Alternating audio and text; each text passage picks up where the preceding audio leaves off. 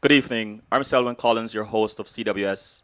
Good evening. I'm Selwyn Collins, your host of CWS Conversations with Selwyn. Thank you for joining us. And those of you who are joining us for the first time, a very special thank you.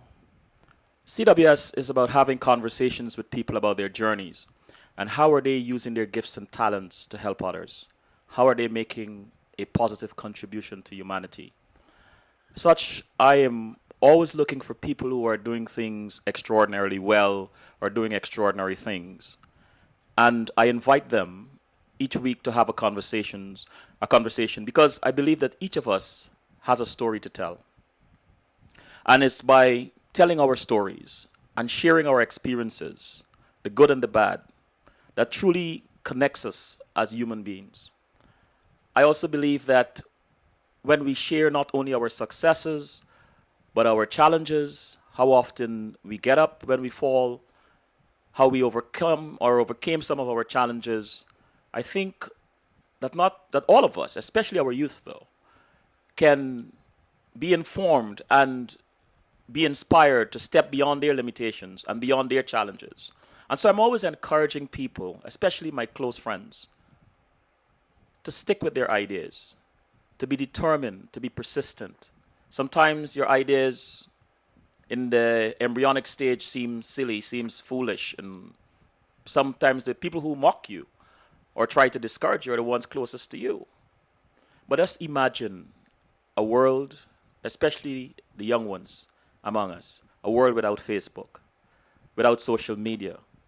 Those of us who are hitched at our hips by our tablets and mobile phones. Imagine a world without that. Just imagine if someone like Steve Jobs had just sat back and said, you know what, who the hell is going to want to listen to music through a little device called an iPod? Who would want to look at movies or videos through something called an iPad? Who? And so, with that, I say to you, when you have an idea, stick with it. Not just so that you can be glorified by your success, but so that the rest of us can benefit from that.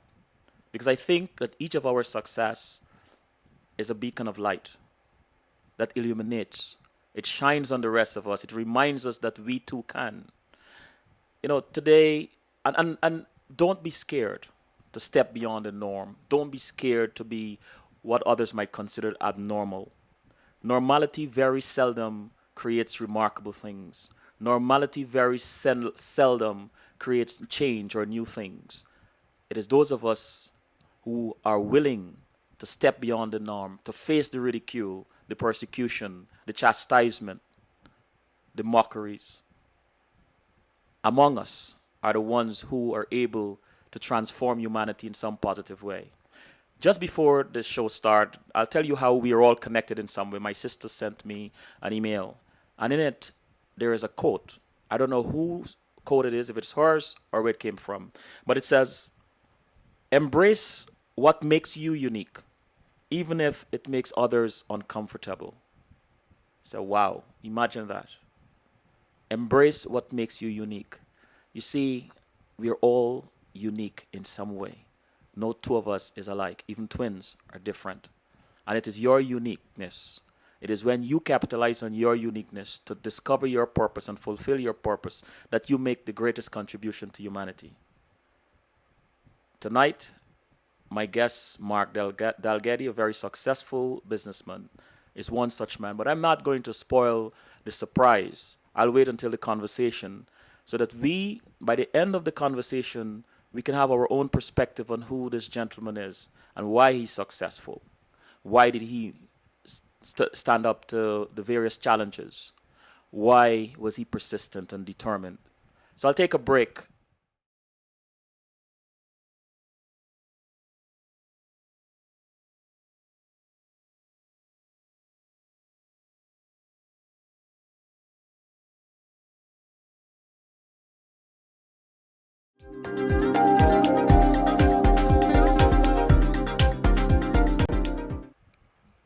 We are back. And the gentleman next to me is Mark Dalgety. Mark, good evening. Hi, good evening, dear Selwyn. And how are you doing, man? Oh, I'm fine, thank you. It's good to be on your show. I know we've been speaking about it about a couple of years or so back. Obviously, I was in London at that time, and the time zone was a lot different. So, with me sitting in Guyana here at the moment, it's quite good. At least we're here now. So, it's great to be invited to the show, I must say. Mark, well, let me just read just give them a glimpse of your bio. It's nothing much really. Just basically, Mark is the owner of Dalgety Teas, a black-owned tea factory in the UK that is capable of producing 1.2 million tea bags per day. Dalgety teas can be bought in most export markets stretching from the USA to China. Mark, congratulations on all your successes and welcome to CWS, my brother. Thank you, thank you. I I want to start by asking you this. You were doing this conversation via Skype from Guyana, where you grew up and attended high school. But where were you born exactly? I was actually born in London, but my parents sent me to Guyana when I was like 1 year old. So I grew up most of my life in Guyana until I was about 19, 20. And I actually then went back to London, spent about 6, 7 years studying and working a bit, then went back to Guyana again, and then spent some time in Guyana. Then the business basically started in Guyana, and it was basically focused on export markets. So I ended up being at the forefront of the whole marketing activity. So I was back in London again. Well, hold on. I wanna dig into your timeline a little bit, just so I can give them a glimpse of where you started from, who you were. You know that this doesn't happen overnight. So, if I may go back there, what were some of your favorite memories growing up in Guyana? Um, I think growing up in Guyana, I think obviously it was just the openness of living in an environment where you're dealing with nature. I reckon. And as I said, it was also a situation whereby it's like the neighborhood you grew up. The neighborhood was almost your parents, you know. Hmm. So luckily enough, also my grandparents were well, like most people, a lot of people, their grandparents are always living in the country. So I spent my weeks during the week, I'd say at school in the more urban areas, and then on the weekends or in the summer vacations, you tend to have to go by your grandparents. I mean, my grandparents were farmers, so I spent a lot of time basically, milking cows and in the rice fields, or just going and cut cane and swimming in the trenches and whatever it is, and that was my life. So I guess Uh, I guess the toughness started early. well, I was, I wouldn't call it toughness, more like enjoying yourself. you know, I mean, But when did you realize you wanted to be an entrepreneur? I don't think I ever realized I wanted to be an entrepreneur. I think when I think back over my life, I think I was always, to some extent, reasonably entrepreneurial, Uh but huh. never realized that it was something that was considered entrepreneurial until probably many years even after when I started my business. I even never thought of myself as an entrepreneur neither. If I want to do something, I just get on and do it. And regardless of whether someone or any doctrine said it was not the right thing to do. Once I felt it was something that I wanted to do and I felt it could be done, I got along and do it. Hmm. I think years later, then I was told that is the behavior of an entrepreneur. Hmm. You, from what I understand, have the or had the best of both worlds. You know, your parents were in England, and you came to Guyana, and then you spent a lot of vacation time up in the country with your grandparents. I want to ask you because oftentimes we get a lot of pearls of wisdom from the older folks.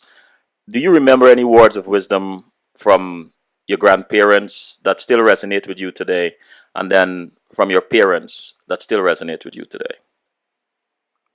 Well, the one for my grandparent that took me, I would literally say almost 30 something years to make any sense of it was my grandfather once said to me, I think I was milking some cows or something, milking a cow.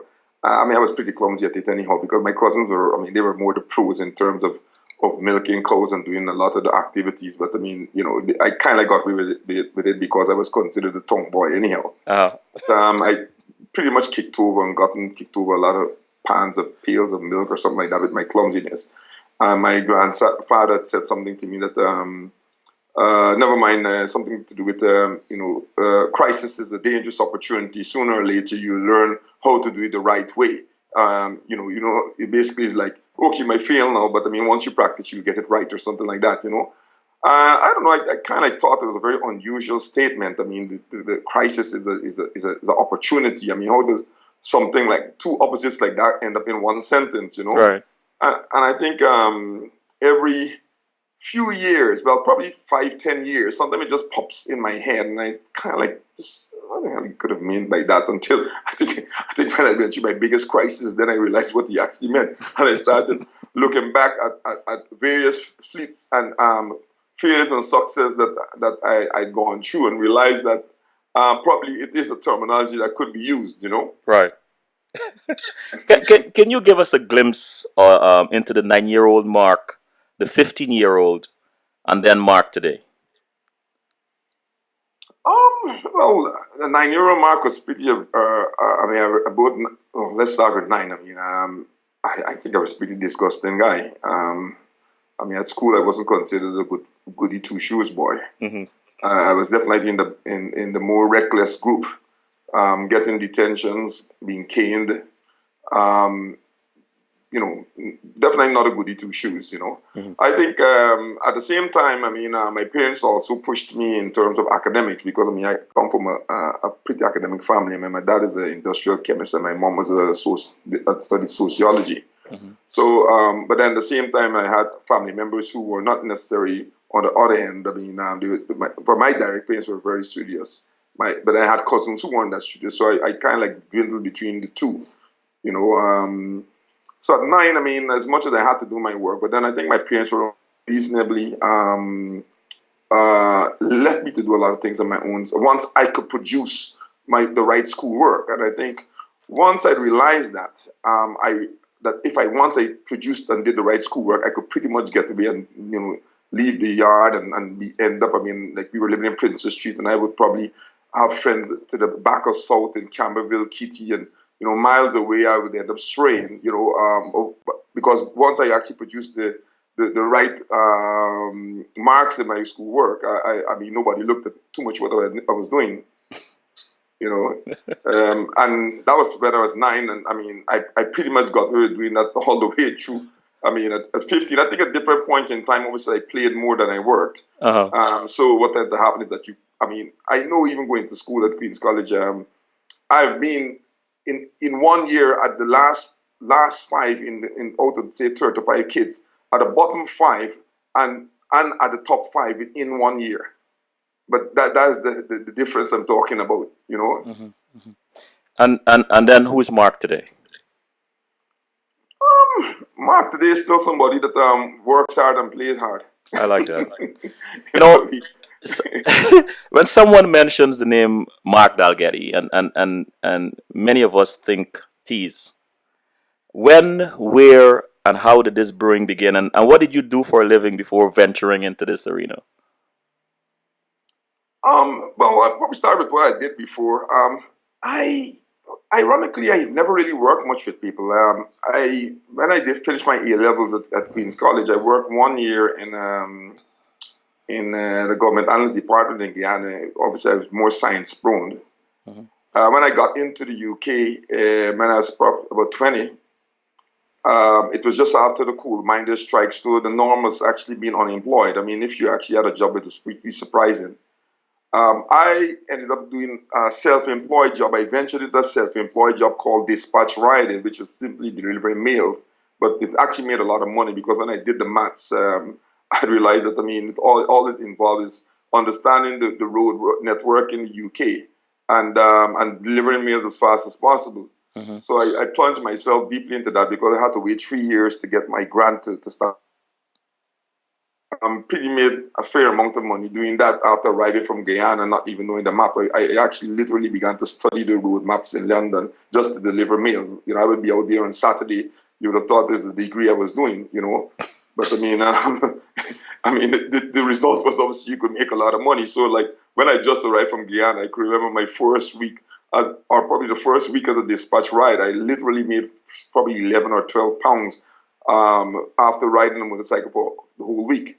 And then it graduated to 20 pounds and 30 pounds. But then within 6 months, I was reaching into 400 pounds, 500 pounds, 6, 7, 8, 900 pounds, I think.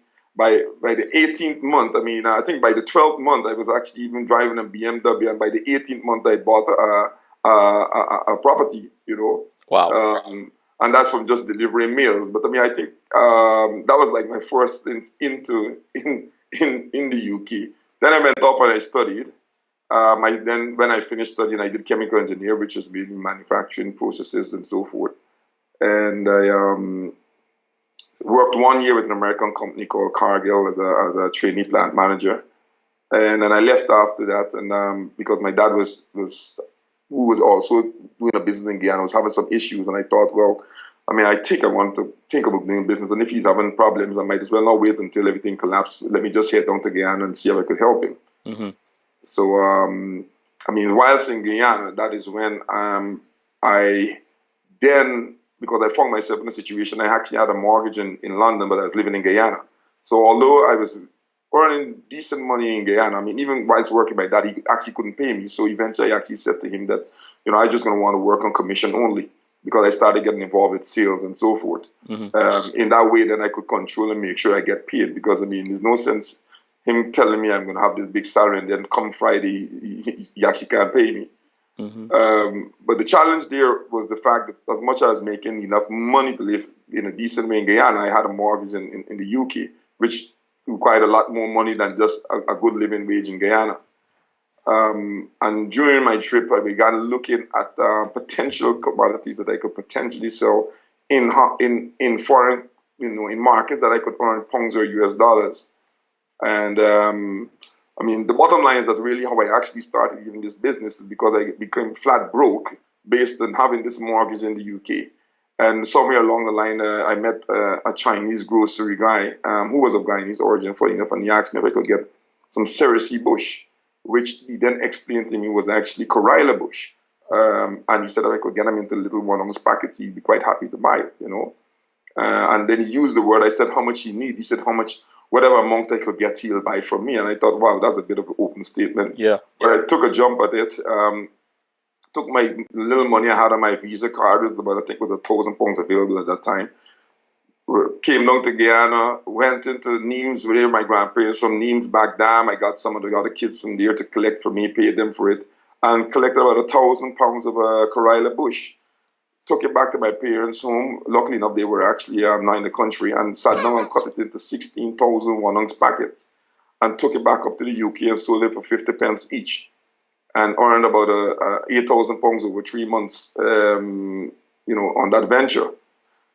What transpired is that, that the first thought was really just getting some money until somewhere along the line I was in the, on the road doing my sales with these little 1 ounce packets after the guy bought some and so forth. I thought, let me go and see what else is happening. And someone said to me, could I get the tea bag version in this Corilla bush? And I kept it, and that basically stayed in my head. And I thought to myself, by the way, what these guys are asking for, what in the UK they call it herbal teas, is basically bush tea in a tea bag. So then is when I realized, my God, we've got loads of bush tea all over Guyana, left, right, and center. It might be a good idea of introducing the Europeans to some Caribbean flavored herbal teas. Mm-hmm. Apart from the fact that one of the things I realized the Europeans were doing at that time, a lot of the herbal teas were using a lot of artificial flavoring. And I was thinking that, in Guyana growing up, especially when I was in the country with my grandparents, we were drinking lemongrass, daisy tea, conga palm. You were spoiled for choice. Although ironically, at that point in time, from in the more urban areas in Guyana, drinking bush tea was considered the poor man. True. The poor man drink is because you can't afford coffee or Milo. Or Milo. That you end up drinking bush tea. And there, I suddenly found that this same bush tea that all the urban people are in Guyana might have been distancing themselves from, suddenly the white Europeans were paying premium value for this product once it's packaged properly. So that was basically how the concept came from it. Do you have any plans? And I just want to put this out. Do you have any plans for manufacturing teas in Guyana or the Caribbean? Well, yes, that's why I'm in Guyana right now. We actually, at this point in time, setting up a production facility here Wow. after many years. I mean, we always had an office in Guyana, but I mean, we always focused on was exporting the bulk raw material, Hmm. and we ended up building a factory in the UK. I mean, when I first started, I did attempt to do a little production facility in Guyana, but it didn't happen. I mean, I wasn't there, and people began, well, there's a combination of things, people stealing parts, they didn't know what they needed it for. So eventually I thought to myself, wherever I was at the forefront of the marketing, then I will focus, build a factory wherever I am. But then as you get older, I've had enough of the coal. I want to start. I mean, apart from the fact that it's getting very expensive to manufacture in the UK, Hmm. I thought, well, let's take a crack at Guyana. Wonderful. Starting such a business, though, Mark, could be quite expensive. Where did the money come from? Did you have investors in the beginning? No, I know about investors. Starting a business doesn't really always need money. It needs an idea. It needs determination, focus, Hmm. and a drive. Um, you don't really. I mean, as you said, the business started because I was broke in the first case. I looked at the only resource I had was £1,000 on my credit card. I took a big risk. I took every single cent out of it, and I bent and I bought £1,000 of Corella Bush. I turned that £1,000 into £8,000, mainly because I was just trying to get money. Then I realized that it actually had an opportunity with regards to the fact that I could put this stuff into tea bags. Um, what I had actually done, I didn't go and buy the tea bags right away. I didn't go and buy a tea bag machine right away. What I actually did is found a company who was prepared to now put the stuff into tea bags or chop it for me. I did a certain amount of the process, and then you find people who could do bits and pieces for you. Then I packaged it at home. Yeah, and you go in small stages until you get to the stage that you really want to. I mean, sometimes people might realize a business has reached a certain level, but it never would have been there from the beginning. You Hmm. look at whatever resources you can use and use that until you could get the ones that you really want in house by yourself.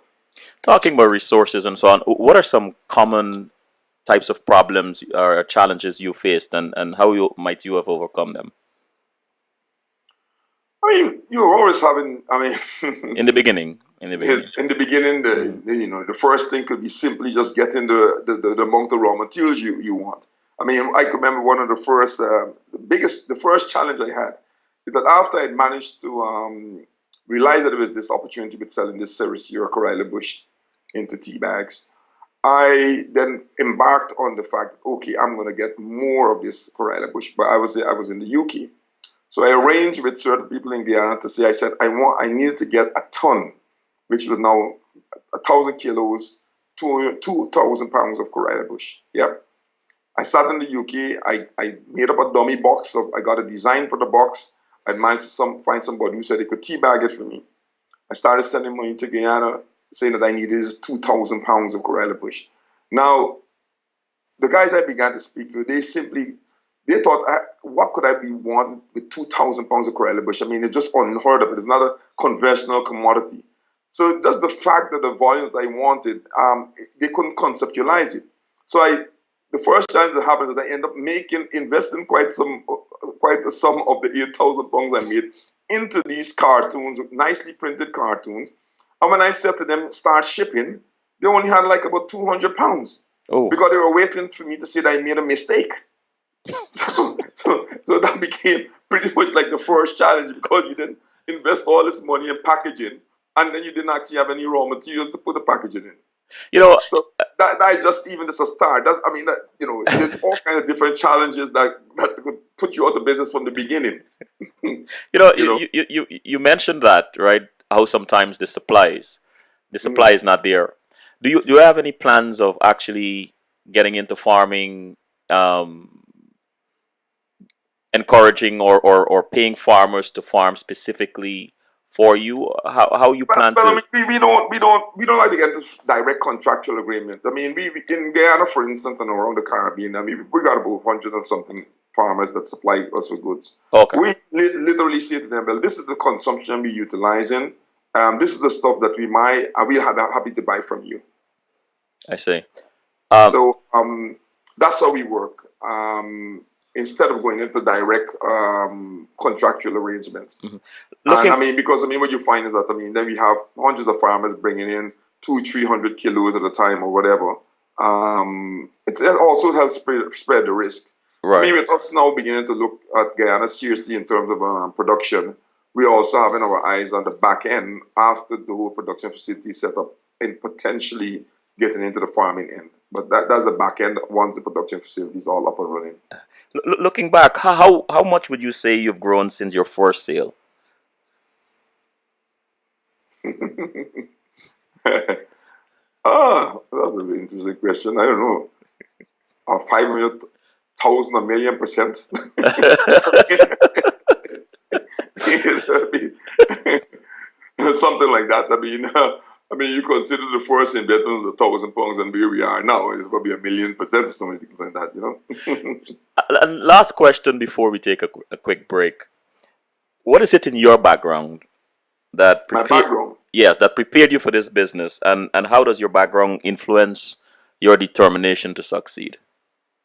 Well, my background, as I said, I studied chemical engineering. So, I mean, I am very passionate about processing and taking things from a basic stage to the next level into a marketing. I mean, the concept we really work on is that we look for commodities or products that we find in Guyana or the Caribbean that we feel has got a potential marketing value in more metropolitan first world countries.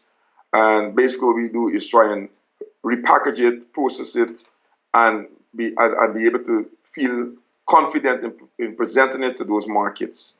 So, I mean, you know, tea is obviously our core business, but we have other products, what we call non-tea products that we do. I mean, we actually produce noni juice, we do extra pepper sauce. We did, years ago, we did a little project, we done some plantain chips, cassava chips. We also do bitters.